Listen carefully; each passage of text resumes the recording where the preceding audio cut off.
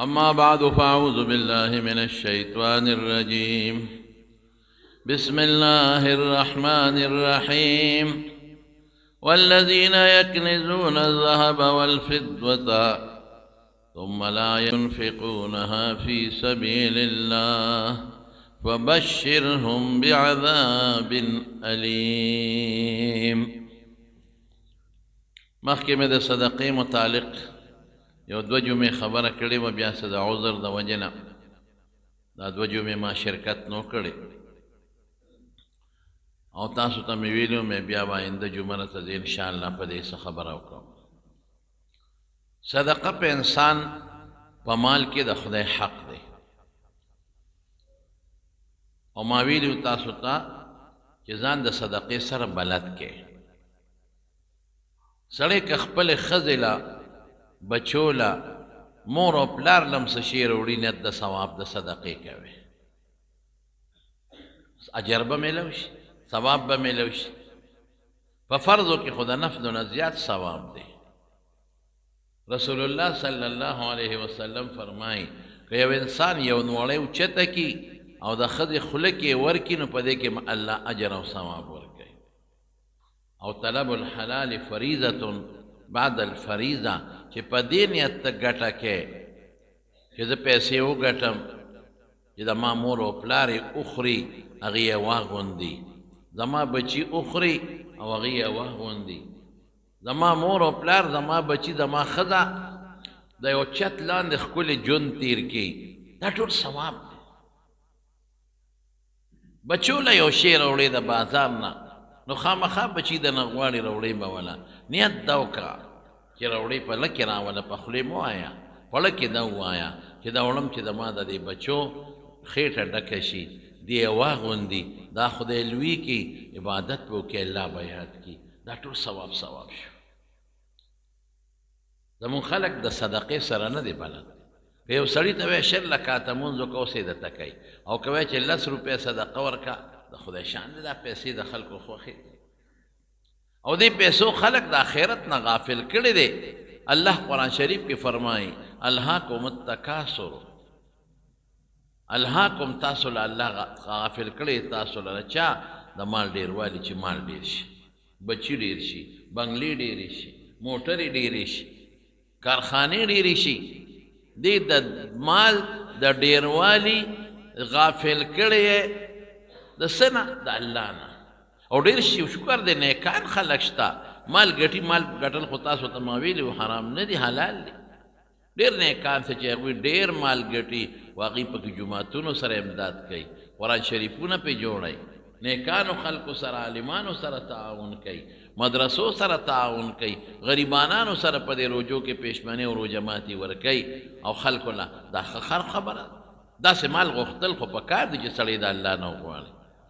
داسې ګټ او داسې کارخانه جوړو خو پکار دی چې سړی د الله نه وغواړي چې دې پکې خدای یاد کړي، دې پکې غریب یاد کړي، دې کونډه یاد کړي، دې یتیم یاد کړي، دې ماشومان یتیمانان پکې یاد کړي، دې غریبانان پکې یاد کړي، دې کې خو ډېر لوی اجر او ډېر لوی ثواب دی.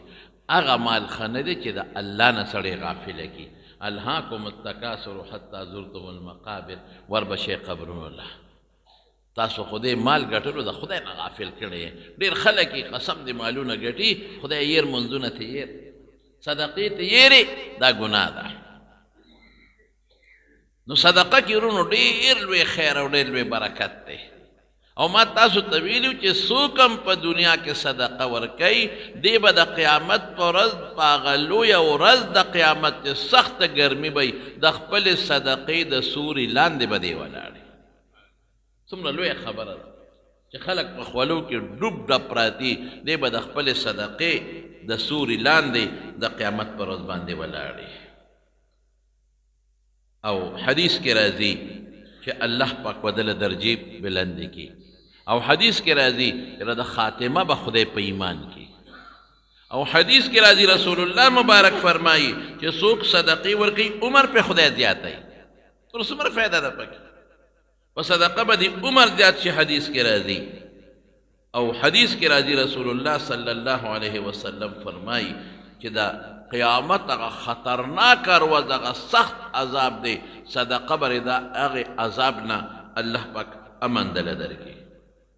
اور رسول اللہ صلی اللہ علیہ وسلم فرمائی حدیث تے ان صدقۃ المسلم تزید فی العمر وتمنع میتۃ السوء، د انسان عمر زیادتی او خراب مرگ نه بده خدای بچ کی. خراب مرگ دا چې خاتمه بدی بل ایمان شي، او خراب مرگ دیتا مو چې د زنکدن سخت ای دا غیره بده خدای په امن کی. سونه بهتر شي زمونږ اکابر څومره صدقې ورکړي دي پته راته شته. زمون حضرت امام ابو حنیفه رحمت الله علیه ډېر مالدار سړی و، دی به د کپړې تجارت کو، لیکن په رمضان کې به پخوا هغه ډبلې روپۍ به وي، د سپینو زرو نه چې به جوړې وي هغې ته به دراهم وي، او د سرو زرو نه چې به جوړه وه هغې ته به دنانیر وي. نو په رمضان کې په اخترونو کې دا به کاسې ډکولې او په دې غریبانانو به ویشلې. دا دوه درې نه غونډه کاسه به ډکه کړه او په غریبو به ویشله. دومره صدقې یې کړې او غریبانانو سره به ډېر زیات امداد کو، کونډو سره به امداد کو، او زیات تعاون یې چا سره کړی دی؟ د خپلو شاګردانو سره او د طالبانو سره یې کړی دی. چې دا څومره د طالبانو علم حاصل کړی دی دا د امام ابو حنیفه رحمت الله علیه د صدقې د برکت نه. مال یې ښه ګټلی دی، ځکه چې کله وفات شو نو په خزانه کې 56 کروڑ درهم پراتو. 56 کروڑ درهم قیمتی سکه ده، دا په خزانه کې پاتې. لیکن په کومه طریقه ګټلی دي؟ دا هم وره په حلال، په مضاربت په خلکو له پیسې ورکولې چې ها دا پیسې والا دا 1 لک روپۍ ته په خپل کاروبار کوه چې ګټه وکړي، نیمه ستا نیمه زما. دې ته مضاربت وایي. پیسه د یو وي عمل د بلي، او که تاوان وکړي نو تاوان به د سر نه وي، د راس المال نه به وي، د اصل مال نه به وي. ابه په هغه چې څوک پکې لګیا دی مزدوري کوي په هغه به نه. زمونږ خلک خو مضاربت دې ته وایي چې ګټه هم شریک او تاوان هم شریک دی. نه، تاوان به د اصل مال نه او ګټه به د دواړو په منځ کې شریک وي. دا مضاربت باندې پیسې ورکولې دې زمانه کې چاله ورکولی شي په مضاربت. مخکې ورځو کې په مضاربت به خلکو پیسې اخیستلې او دا مولیان صاحبانو له به یې ورکولې، مولیانو صاحبانو نورو ټیکهدارانو له ورکولې. غونډې پیسې د خلکو نه والې، لپنګ یې دا خلک پرېښودی، په اربونو کربونو روپۍ هغې ظالمانو والې. ډاکوان دلته خلکو پیسې راغونډولې په مضاربت، دله مولا صاحب له ورکوه او دا مولا صاحب بره بل له په مضاربت ورکوه او هغه ټیکهدار له ورکوه. هغه ټیکهدارو پې مزې کولې. ما ته چا وی وی د کراچۍ نه به په جس کې راتلل او په پېښور کې به د شوبې تیکې خوړې. د تیکو له به د کراچۍ نه په جس کې راتلل. وی د نر بچیان خلکو یې ډېره ګټه کوي که نه؟ ګټه نه کوي، هم ستا پیسې ظالمه خوري.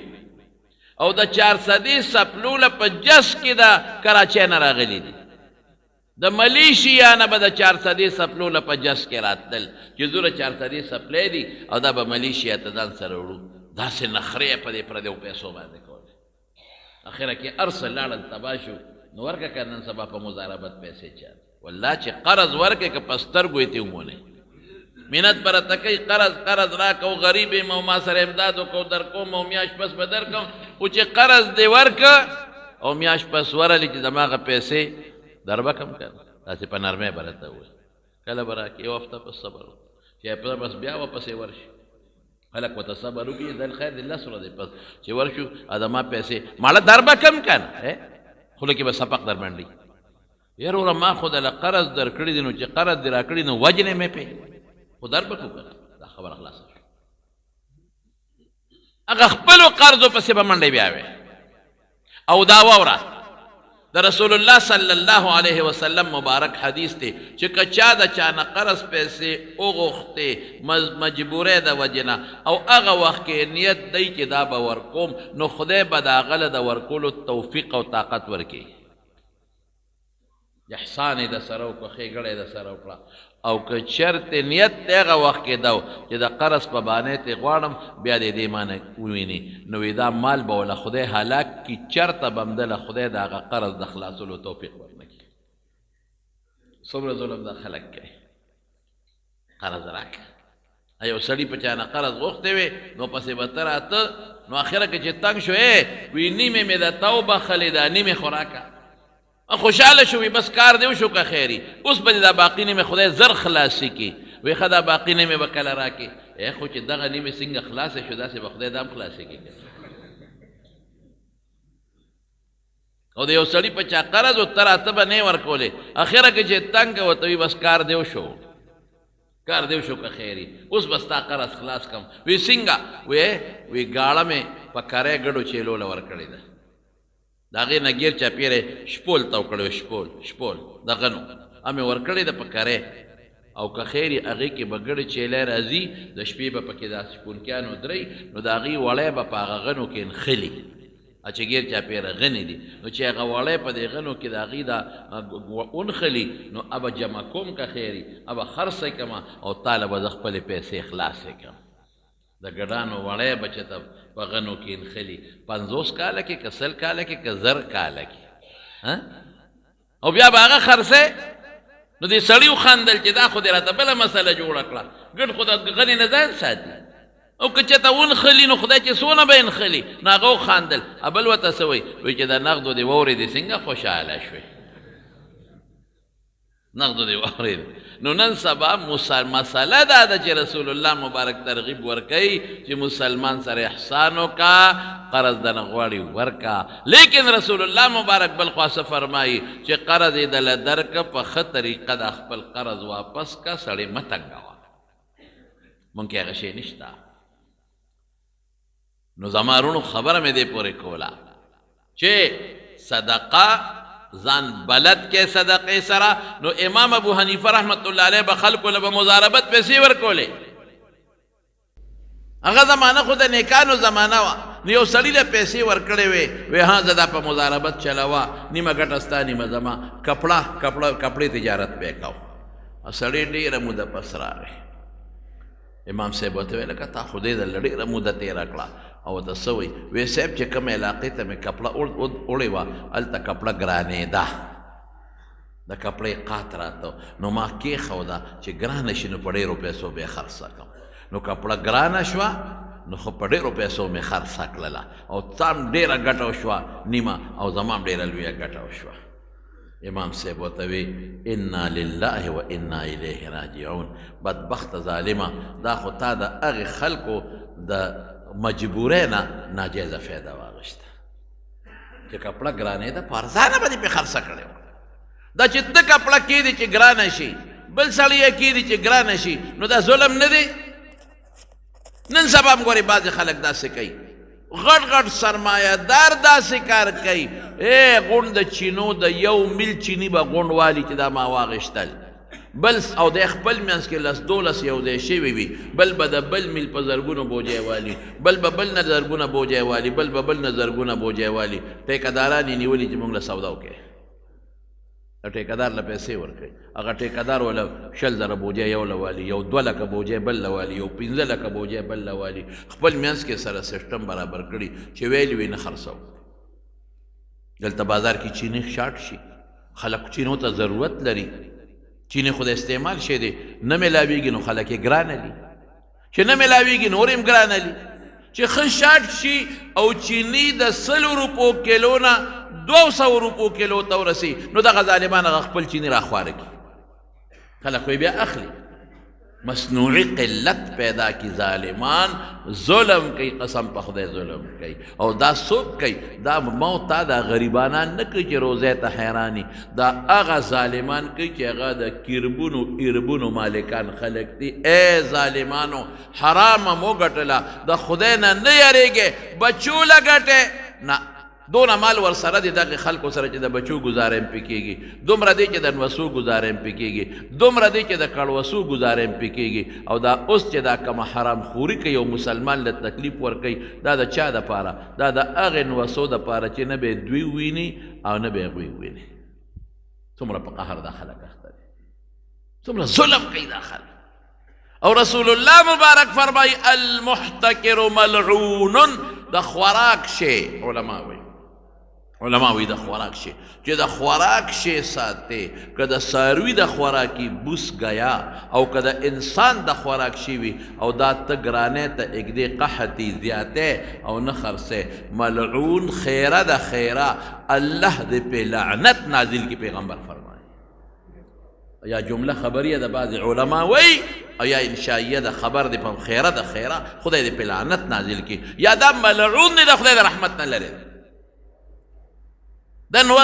نوسو دپاره د پیغمبر خیره ظالمه ګټې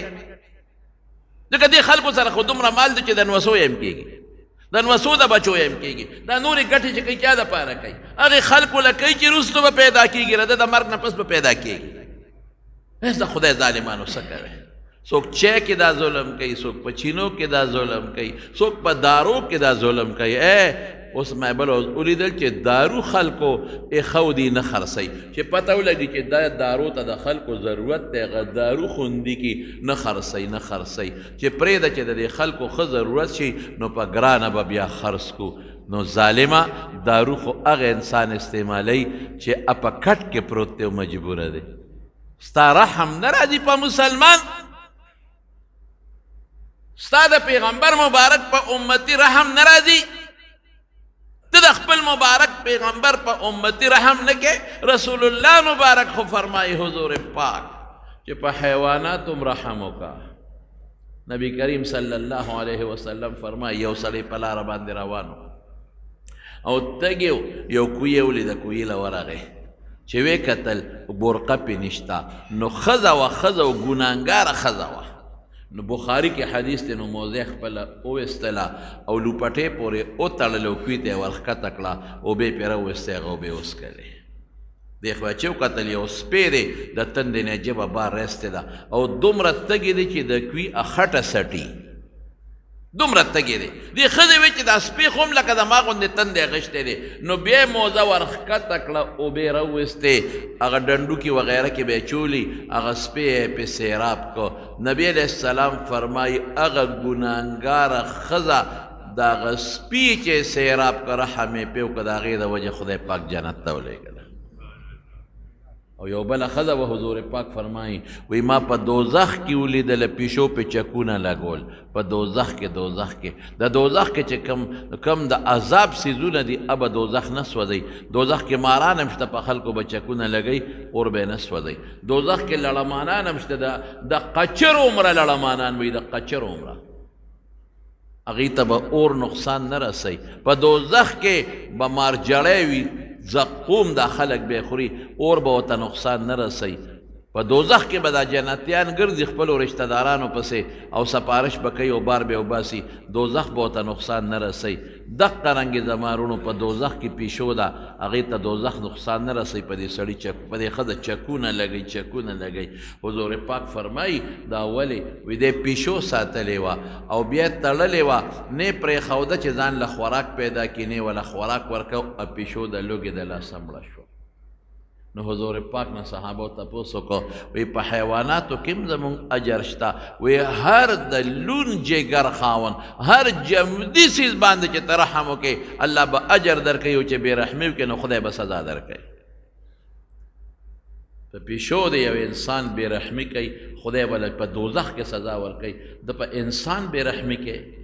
دارو غلا کې او اګلی چې ګران شي نو پیسې به وګټم آی های هلته بچې ټوپونه وایي دارونه میلاویږي هلته ښځه غریبه ټوپونه وایي چغې وایي دارونه میلاویږي هلته خاوند ټوپونه وایي مور غریبه ټوپونه په اسپتال کې وایي دا ستن راوړه چې شاټ ته نه میلاویږي ډاکټر د مجبورۍ نه بیا بله متبادل ولیکي هغسې کار نه کوي دا دارو راوړه چې بازار کې شاټ شوي دی نه میلاویږي مجبورۍ نه بیا نور ولیکي هغسې به کار کوي یا به نه کوي دا ولې شاټ شو دا دقه ظالمان سنبال کې کېږي دي او دا نه خرڅوي چې دا به ښه ګران شي چې ډېرې پیسې وګټم یا د خدای ظالمه ته ولې د خپل مبارک پیغمبر په امتي رحم نه کوې دومره ستا اړه سخت شو دومره ته سنګدله شوې زړه دې د کاڼي شو ظالمه مسلمانو ته شی ږدي چې دا ګران شي چې دا ګران خرڅ کم د څوک دا نقصان چاته دی د مالدارو ته نشته دا د مزدورکارو غریبانانو ته دی دی دیاړي مارو غریبانانو ته دی دی یتیمانانو ته دی دی کونډو ته دی دی مسکینانو ته دی مالدار سره پیسه ډېره د هغې په ګرانه ملي نو دی دیاړي مار باندې چې غریب سارو دي تر مازدیګره پورې دیاړیو کې 600 روپۍ وګټي 1200 یو نیم زر روپۍ وګټي کېږي پیسه دا غریبانان دا عجزانان دا پردي کورونو کې چې جارو وي دا پردي لوښي چې انځي دې سره ظلم کوي د خدای بې انصافه ته د خدای نه یارېږې نو دا ګران ډېر لوی ظلم دی قسم په خدای چې دا د خوردنوش اشیاو څیزونه دا کی دي ګرانۍ ته او دا به زه ګران خرڅوم ستا په خدای یقین نشته چې روزي د خدای په لاس کې ده ستا یقین په دقه څیز دی چې دا به ګران کم نو روزي به میلو شي نه نه نه نه دا سوچ دی بلکل غلط دی روزي د رب العالمین په لاس کې ده دې غریب له به هم خدای ورکوي دا به خدای نار نه پرېږدي دی بې کسه له به هم خدای ورکوي دا به خدای نار نه پرېږدي خو تا خپل نیت خراب که ظالمه ظلم دی وکړو او د پیغمبر په امت دی رحم ونه کړو سختي دی وکړو ظلم دی وکړو زیاتې دی وکړو زور به دی نه خدای وباسي ته بیا زوی ورته خدای راوغورځوي ښځه ورته خدای راوغورځوي لور ورته خدای راوغورځوي د دې علاج خو نه کېږي بیا اسلام آباد ته هسپتال ته بیا انګلینډ ته رسوه بیا امریکې ته رسوه هغه په اربونو کروڑونو روپۍ ته هغلته کې خدای پاک یوسي خو پاتې کېږي نه خو ځي نو یاد وساتئ زما وروڼو د خوراک سامان که د انسان یو که د حیواني دا به نه خوندي کوئ خرڅوئ ارزان خرڅوئ مه خوندي کوئ او دا خاصیت زموږ د مسلمان د انګریزانو کې دا شی نشته د هغوی چې کله مذهبي ورځې راشي نو سیلو لګوي شی ارزان کړي ولې دا زموږ د مذهب ورځې دي شی ارزان کړي زموږ چې د روجې میاشت راشي نو خلک څیزونه ښه ګران کړي هلکه ظالمه ظلم کوي دا ولې په خدای د خلکو یقین نشته دا روزي خو د موږ ستا په لاس کې ده دا خو د رب العالمین په لاس کې ده روزي خو خدای ورکوي اوس کپړه که یو سړی اږدي چې دا به ګرانه شي نو په شریعت کې دا هغه احتکار نه دی چې هغه پیغمبر مبارک سخته خیره ورته کړې ده بیا هم ښه خبره نه ده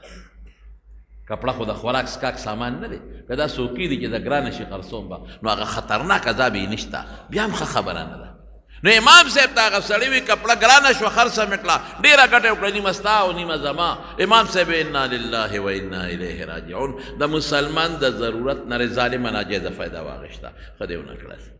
وی ستا څومره پیسې کېږي د ګټې وی د ما دومره امام صاحب لاړ او د کوره والا پیسې راوړې نورې د خپل خزانې نه وی هلته د خپله ګټه واله او وی دا چې کمې پیسې دې ما له راوړې اصل زما سرمایه او ستا او زما په شریکه ګټه دا غونډه یوسه او په هغه علاقه کې چې کپړه د ګرانه والي ته یې ښودې او خرڅه کړې ده د هغې په غریبانانو یې خیراتي تقسیم کړه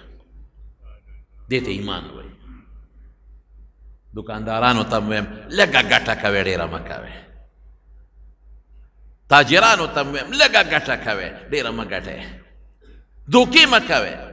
خراب شي د ښه شي په نرخ مه خرڅوئ 2 نمبر د 1 نمبر په نیت مه خرڅوئ د بچو دپاره آخرت ځان نه مه خرابوئ د بچو دپاره ځان نه قبر مه تباه کوئ زمیندارانو ته ویم چې شی خرڅوئ خراب لاندې په بوجۍ کې او ښه بره رکوټې لاندې او غټ بره مه کوئ دا کارونه مړه د 100 په ځای 50 ګټه د 50 په ځای 100 ګټه قسم په خدای په دې لږه کې به برکت تله خدای پیدا کړي دنیا به دې مخې خیر به دې مخې خو د مسلمان جیب مه وه او د کم مسلمان دلته کم مسلمان اوسېږي زمونږ کم مسلمانان یو مونږ الحمدلله په دې دور کې چې څومره مسلمانان دي د مبارک پیغمبر امتیان دي د ښکلي مبارک پیغمبر امت باندې خو ډېر زیات خفه کېده دعاګانې به وله غوښتې نو د خپل پاک مبارک پیغمبر امت سره ظلم مه کوه زیات یې مه کوه بس هر سړی تاجر هم په دې پوهېږي زمیندار هم پوهېږي مولا هم پوهېږي امین پوهېږي ښځه هم پوهېږي او سړی هم پوهېږي ظلم به نه کوې دا مې د امام صاحب خبره درته کوله یو سړي له 100,000 درهم ورکړو درهم ډېر شی دی قرض یې ورکړی سړی ولا مخې له راغی نو سړی دې په یو کوڅه تاو شو نو امام صاحب چې دا سړی مانه ولې تاو شو ورمنډه یې کړې او کلک یې د مټه ونیوه ملګري دا څه کې په دا ولې موږ نه دې مخه وکړه وی صاحب ستا په ما 100,000 درهم دي ما سره لا هغه پیسې نشته چې هغه پیسې کله پیدا شي نو بیا به ته سره میلاوېږم ما لا یا راځي ځکه ټیم یې پوره دی امام ابو حنیفه رحمت الله علیه سوی وی خلک ته زما دوست دی او تا سره پیسې نشته نو ته ما سره میلاوېږي نه ځه د خدای په نوم مې راته وبخلې دومره سخا وه پکې څخه سره خو مال زیاتي. عبدالله ابن مبارک مالدار و ډېر، امیر المؤمنین فی الحدیث دی او نیک انسان دی صاحب، داسې نه ده چې یو ډېر لوی بزرګ او متقي انسان دی او ښه مالدار دی. حج له به ته ځان سره به خیراتي خلک بوتلل او خادم یې وی عجیبه کار به یې کو، اعلان به یې وکړه چې عبدالله ابن مبارک حج له ځي، شاګردانو به وایي صاحب موږ هم در سره ځو، نو پیسې به یې ترې واخېستې. نو چې حج به یې وکړو پیسې به یې ترې مخکې واخېستې، وایي پیسې راکړې، څومره خرچه چې وشي به ترې کټ کړو، باقي پیسې به تاسو ته واپس کړو. اتیلی به یې د خلکو د هر چا بټوه به یې سنبال کړه، حج به یې پرې وکړه، خپلې پیسې به یې پرې ولګولې، ډوډۍ هر څه چې واپس به راغلې نو هر چا ته به یې خپله تیلی واپس کړه، پټه پټه ده، بل نه پټه، بل به یې نه خبرو. دپاڼه هلکه ستا خرچه مه وکړه، ښه خفه کېږه مه ځه. بل ته به یې وایي بل ته چاته غږ مه کوه، خو ستا خرچه مه وکړه، ښه د خپلې پیسې دې واله. نو یو ځل ورته هغه خپل خازن وایي، هغه د خزانې څوکیدار وایي چې د خلکو له یې واپس ورکې، نو هلې تې سره پاره چې دا دلته به یې څوکۍ بیا لکو. وی که داسې کومه چې خلکو ته یم چې هلکه زم خیراتي بوزم ناله، بیا به دا خلک سنبالی څوک، بیا خو ټوله دنیا ځي، هم سخي د دنیا. نو یو ځل روان دی حج له په یو قافله کې، ګرمي ده، یو ماشومه راووته بار ته او هغه ماشومې یو مړه مرغۍ راواغېسته، مړه مرداره پرته وه او هغه یې د خپې نه ونیوه او روانه شوه، کوټینۍ ماشومه. عبدالله ابن مبارک ورته ای بچې دلته راشه، وایي دا څه کې؟ وی دا کور ته وړم، دا مړه مرغۍ؟ وی او په دې څه کې؟ وی زما پلار مړ دی او مور مې ده او موږ یتیمانان یو، زما یو څو ماشومان درونه خویندې نور هم په کور کې شته، نو سور ودې وشو چې په موږ نارې تندې تېرېږي، درک نه لګېږي. نو اوس مې راته مور وایي چې ورشه بچې مردار څه وګوره چې راوړم چې دې رونو له دې پاخه کم چې وخوري، او داسې وخت کې چې سړی د لوږې نه مري یا تکلیف یې ورته، نو بیا مرداره خوړل هم د انسان دپاره جایز، الا مستورتو بیا جایز شو، ورشه مرداره راوړه. نو دا مرغۍ مې راوړه، سرمن ته لر کم، مور به مې وخوټ کوي، نو هغه ماشومان بچي دي، ماشومان درونه خویندې مې دي یتیمانان، نو د هغې خېټه به پرې د لوږې نه بنده شي، خېټه یې دردېږي. عبدالله ابن مبارک وی ښه، بس ځان له شو د قافلې نه، او هغه چې کوم ورسره خزانچي و هغه ته وایي زمونږ څونه پیسې لګي کلي په واپسۍ پورې، وی دومره پیسې، وی دا ترې ځان لکه څه کال نه ځو حج له، او هغه خپلې پیسې راواغېستې او هغه پیسې یې غونډې هغه ماشوم یې له ورکړې، هم بچې دا پیسې واله، ځه حجونه مې ډېر کړي دي، مور له دې ورکړې چې خپل کار یې پرې برابر شي. او چې څومره خلک و هغې له یې پرې خرچې ورکړې، ځې خپل حجونه وکړې، زه سږ کال نه ځم، څوک یې پوه نه کړل چې ولې نه ځم، بس سږ کال ما ته عذر دی، ما د حج پیسې مې دې ماشوم یې له ورکړې او یتیم یې له زه مور له دې ورکړه. یو عالم خوب ویني خوب، او د علماو دا خوبونه ګورې، دا خوبونه مبشرات دي. ښه رسول الله مبارک فرمایي وی نبوت لاړ ختم شو، خو ګورې مبشرات باقي دي. وی مبشرات سید الله رسوله وی ښه خوبونه چې یا سړی ځان له پخپله ویني یا د بل دپاره ویني. نو یو عالم خوب ولید، وی د عرفات میدان دی او رب العالمین اعلان وکړو چې سږ کال څومره خلک حج له راغلي دي، د ټولو حج مې مردود که د یو حج هم نه قبلو. د الله د اعلان په مقابله کې څوک کش نشي کولی، ټولو حج قبول نه دی، نه قبلو. دا خو ریاله راغلي چې خلک وایي چې ما دونه حجونه وکړل،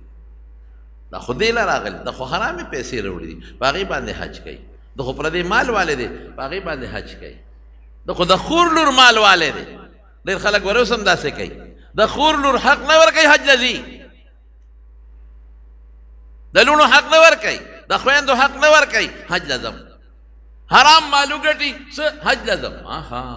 دا حج له په حرام مال حج ته کېږي، حج کېږي، پردې پیسې غلا کړي، حج له ځم.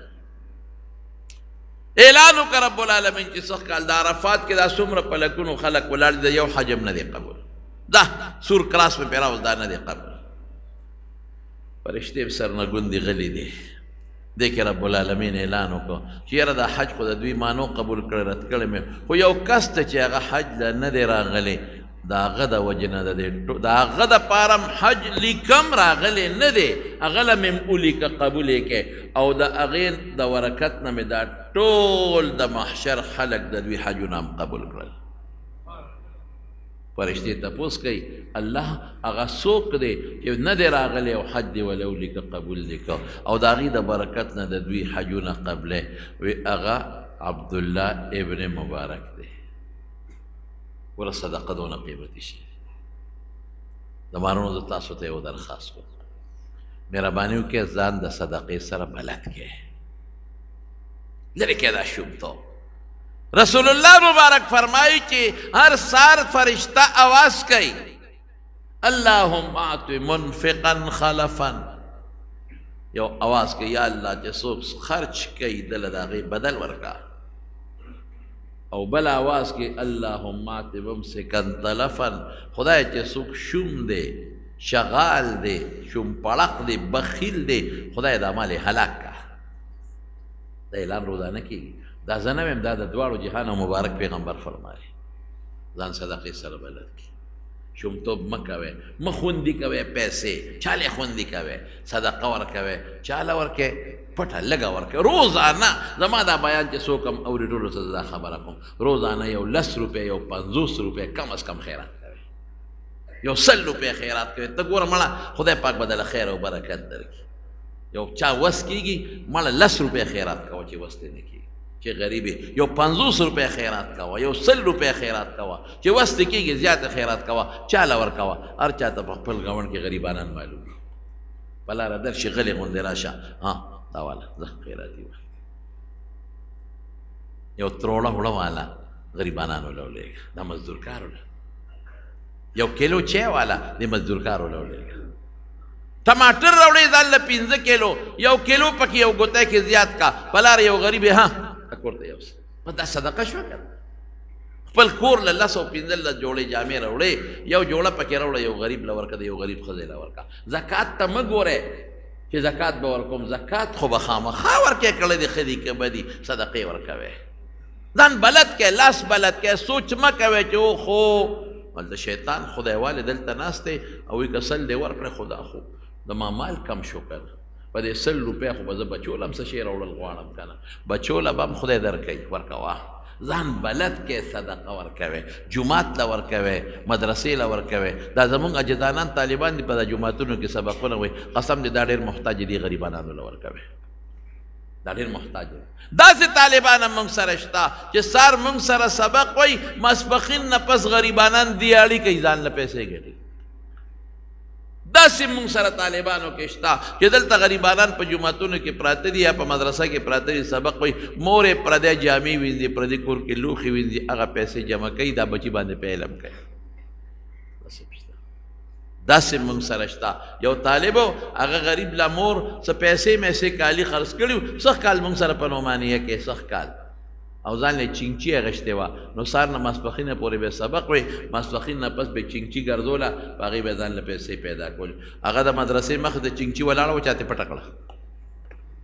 دا اوس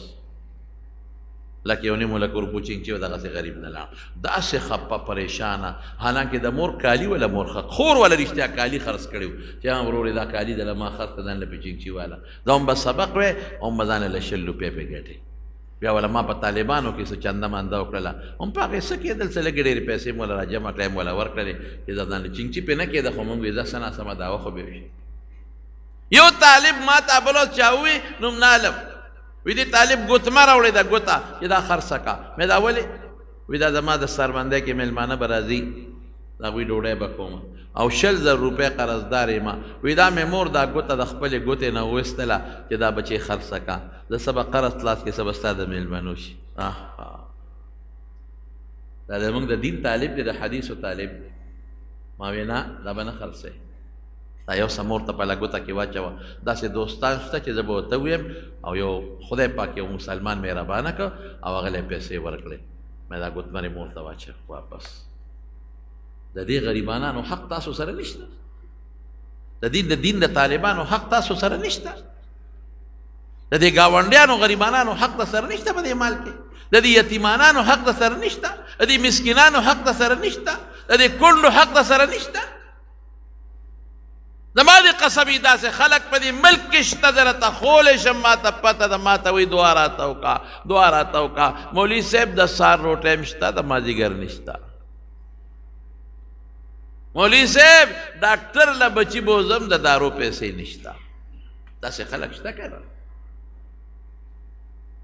نار نهور ګرځي خواران ځان په څوک په ځان نه پوهیږي چې زه نار یم په ځان تربور نه خندوي داسې خلک شته ستا په دې ملک کې په خدای یقین ما ته پته ده زموږ په طالبانو کې داسې کسان لاړل او موږ ته یې ویلي چې ما ته ډاکټر اپریشن لیکلی دی وکړه که نه په څه وکړم پیسې کوي غریبانانو سره خو د اپریشن پیسې نشته د غریبانانو بچي خو په کټ کې ټوپونه وي تړتقې وي او هغوی سره د دارو پیسې نشته کونډه غریبه خو بل ته لاس ته محتاجه د پیسې ورسره نشته او ظالمه ته کروڑونه روپۍ ګټې او سنبھالے و خوندگی دا خدای نه یریږي تم دا آدم علیہ السلام بچے او دام دی کنه یا تم دا رسول اللہ مبارک امتی دام دا رسول اللہ مبارک امتی دی کنه یا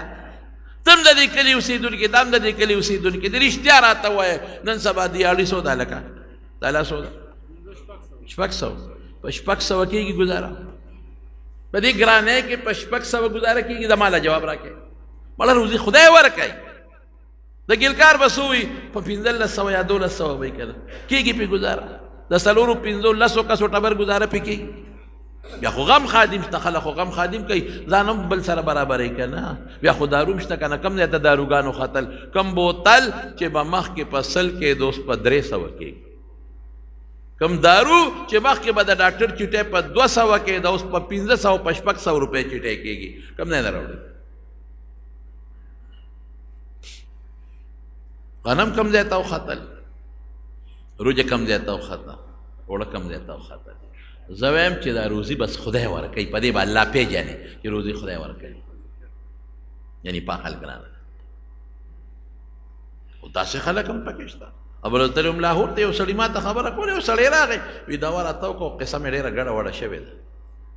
دوا راته وکړه قصه مې ډېره زیاته ګټه وډه شوې ده ولې بس کاروبار ټپ ولاړ دی څنګه ګډه وډه شوه وی نور کله به مې 10 لکه روپۍ ګټلې د میاشتې اوس 15 لکه ګټم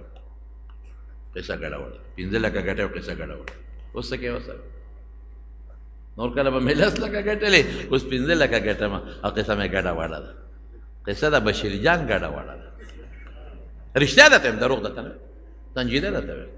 دا څه کوي غریب دا دې څه دي خویندې ور په غاړه پلار ور په غاړه خدای روزي ورکوي قصه د دې معذورو ګډه وډه ده قصه د دې شلیانو ګوډیانو ګډه وډه ده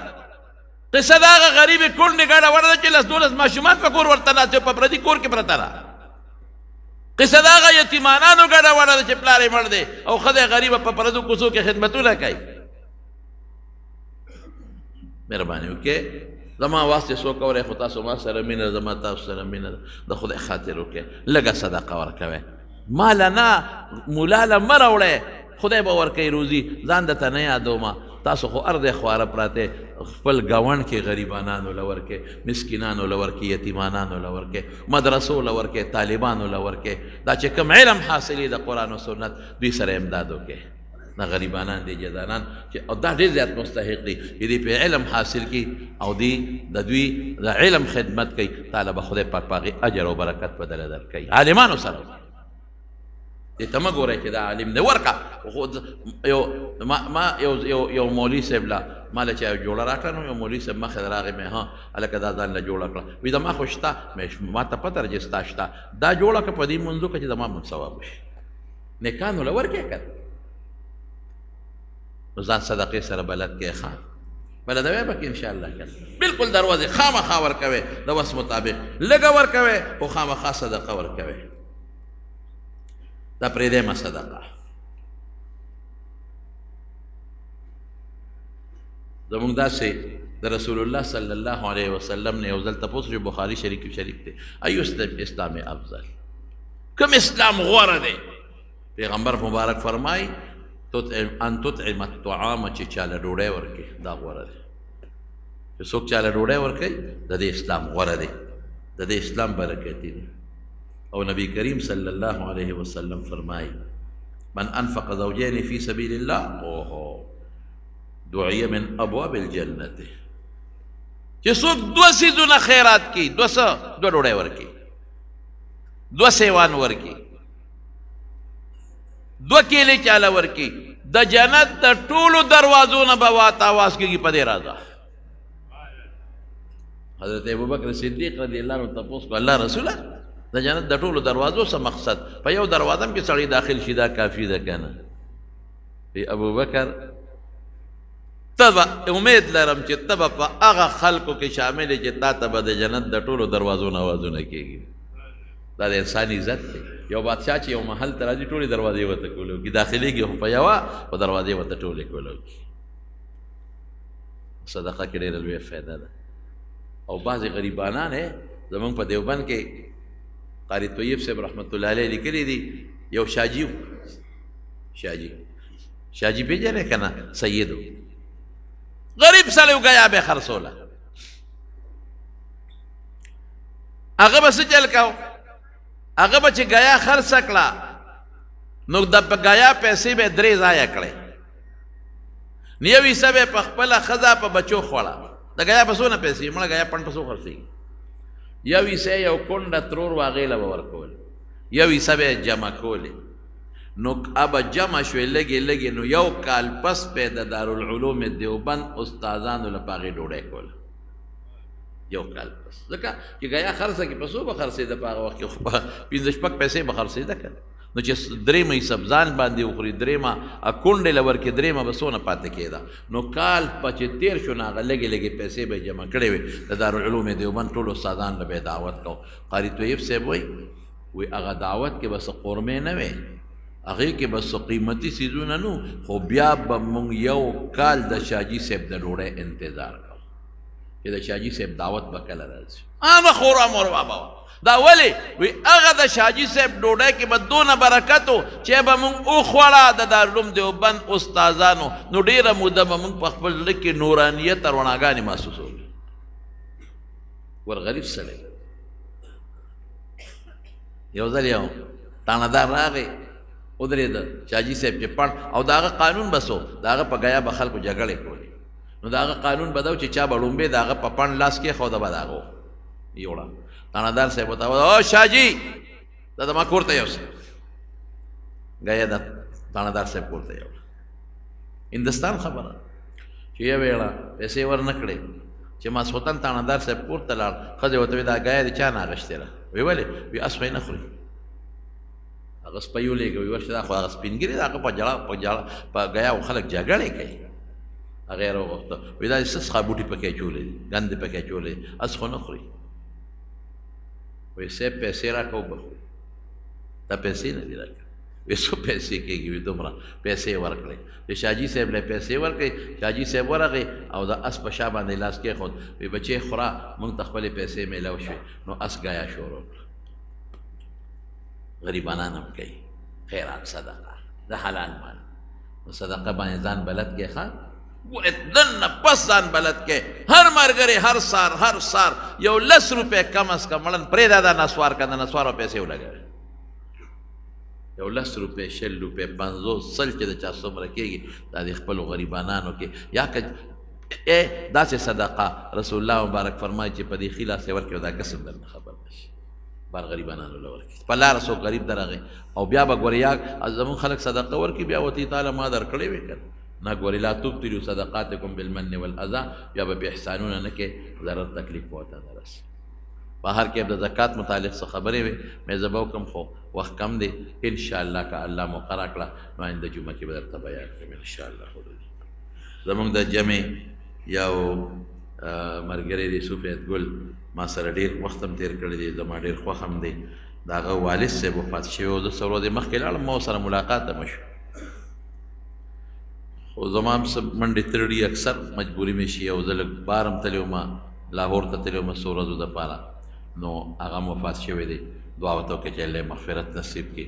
الله یې د آخرت خوشحالۍ نصیب کړي د قبر تیارې الله رڼا کړي او الله والا ټولو وارثانو له صبر ورکړي لنډي کوتل کې یو ملګری د احسان صاحب د هغه مور وفات شوې ده په ملکزو کې زمونږ ملکي امان صاحب وفات شوی و، د نوم د ملک زو کندي کې ډېر ښه سړی و، خدای پاک دې وبخي. د جلوف علي خالق خان وفات شوی و، دا هم زه نوم لاهور کې وم. او د پیرانو کندي کې ولی محمد د باچا د یاري باچا صاحب ورور وفات شوی و، الله دې وبخي. او ګاډین کې د ریاض دوی وفات شوی و. او دا زمونږ د عیدګاه سره خوا کې دغه صوفي صاحب نثار صوفي صاحب د اجاز دی پلار هم وفات شوی و. نو دا مړي شوي دي. دعا ورته وکړئ ټولو ته د جمع او د اخلاص چې الله د ټولو مغفرت نصیب کړي، الله د دې ټولو مردگانو د آخرت خوشحالۍ نصیب کړي، او الله دې وارثانو له صبر ورکړي، او خدای د قبر تیارې پې رڼا کړي، خدای د قبر تیارې په ټولو رڼا کړي، او وارثانو له خدای صبر ورکړي. د زوی په مال کې د مور او پلار څومره حصه ده او د ښځې څومره حصه ده؟ چې مړ شي زوی مړ شي د میراث تپوس کې، نو دا خو د میراث حصه کې خو که د میراث تپوس کې مانه ځان له بیا تپوس وکړه. دا ده چې سړی مړ شي که بچي یې وو نو د ښځې بیا اتمه کېږي، او که د مړي بچي نو د ښځې یې څلورمه حصه کېږي د میراث تپوس کې. او د مور په بعضې حالاتو کې درېمه کېږي، په بعضو کې شپږمه کېږي، او پلار چې دی نو په بعضې حالاتو کې شپږمه کېږي، بعضې حالاتو کې چې د زامن نی نو بیا ټول مالي کېږي. ما بقیه دا ذوی الفروض ته هغې نه پاتې شي. د سرکي د رشید ډاکټر زوی امتحان کې الله تعالی د امتحان کې کامیاب کړي، او دلته کې د اکبر علي حاجي صاحب د پېښور د اسد او د لطیف ماما فالج اټیک شوی دی. دعا ورته وکړئ چې الله والا روغ صحت ورکړي، الله شفا ورکړي، الله روغ صحت شفا ورکړي. الله چې څومره زموږ دا دوستان دي بیماران دي دلته، الله ټولو له روغ صحتونو شفا ورکړي. زموږ د نجیب حاجي صاحب دي انګور مخکې وفات شوی و، زه خو هغه جمعه دوه راغلی د هارون بیبي، هغې ته هم دعا وکړئ چې الله مغفرت نصیب کړي، او الله د آخرت خوشحالۍ نصیب کړي، او خدای پاک ټولو وارثانو له صبر ورکړي. یا الله چې څومره بیماران دي روغ صحتونه ورکړي. یا الله چې د مجلس کې بیماران دي او یا په هسپتالونو کې، زما یو دوست دی زهیب یې نوم دی، هغه غریب اپریشن له تللی دی کراچۍ ته، هغه دپاره دعا وکړئ چې الله والا روغ صحت او شفا ورکړي. څومره بیماران دي الله ټول له روغ صحتونو او شفا ورکړي. څومره قرضداران یې قرضونه الله دې ولا روغ صحت ورکړي، الله دې شفا ورکړي. یا الله چې چاته څه پریشانی د هغه په خوشحالو بدله کړي، مشکلات د ټولو په خوشحالو بدل کړي. یو خبره مې یېره شوه، سبا له د خالي په ورځ د ماسپښین د مانځه نه پس زموږ مدرسه ده د یوسف احمد مولوي صاحب جلندې سره، تورانزو جلندې سره وډي ګرام کې، د هغې دستاربندي ده، ښه د وړې دورې د احادیثو د طالبانو دستاربندي ده. سبا ماسپښین نه پس تاسو چې څومره ملګري یې ټول به شرکت کوئ انشاءالله. ښه دیر بابا جی به هم راځي، زموږ ډېر مبارک او مکرم شخصیت دی، اب هم راځي انشاءالله، نور علما هم راځي. نو سبا د خالي په ورځ د ماسپښین نه پس به ټول هلته راځئ، د جلندې سره خوا کې چې کوم ادارة الحدیث زموږ مدرسه ده، ټول به هغې کې که خیر انشاءالله شرکت کوئ. او د اتوار په ورځ باندې سبا نه بل ورځ زموږ په دارالنعمانیه کې جلسه ده، د اتوار په ورځ د سحر نه به هغه جلسې کې خیر نعمانیه مدرسه عثمانزو کې. او الحمدلله زموږ سره 1035 طالبان د دوره حدیث فارغېږي انشاءالله، او دې کې نورم طالبان د تخصص فارغېږي. نو دې جلسې نه به ټول که خیر انشاءالله راځئ، دعا کې به شرکت کوئ، دلته هم راشئ او هلته هم راشئ، دواړو مدرسو ته دعا کې شرکت وکړئ. دې طالبانو سره کښېنئ، دا یو غنټه دوه غنټه د غریبانانو بې کسه د حدیثو طالبانو سره په دې پوړ کښېنئ چې خدای دله په ژوند کې رزق مال کې برکت واچوي، الله دنه راضي شي. نو دلته د وړې دورې دی یوسف احمد مولوي صاحب، تقریبا 80 کسان د وړې دورې طالبان دي، ابه فارغېږي د مشکات شریف نه او هلته د دورې حدیث نه. نو ټول به راځئ که خیر انشاءالله دیلم وغیلم، او دعا مو کوئ چې دا جلسې الله په خیر سرته ورسوي، الله تعالی کامیابی کی، او دا طالبان خدای پاک د علم په برکاتو باندې مالامال کی. زموږ باید دوستان دي، دا زموږ د پولیس والا راغلي دلته کې اکثر د دا ډیوټي کوي او دلته د حفاظت په بنیاد راځي هغوی ته هم دعا کوي چې الله یې د خیر او د برکت ژوند نصیب کړي د نعمان ژوند نصیب کړي د جواد د نوشیروان رور دی د هغه اپریشن دی دعا ورته وکړي چې الله شفا او روغ صحت ورکړي څومره بیماران دی الله روغ صحتونه ورکړي الله زموږ د جومات ته د ډېر لرې لرې ځای نه خلک راځي په یو یو قدم ول اجرونه ورکړي دې د زړه مقاصد او حاجتونه پوره کړي او دې د پریشانو له دواړو جهان نه په امن کې وساتي برحمتک یا ارحم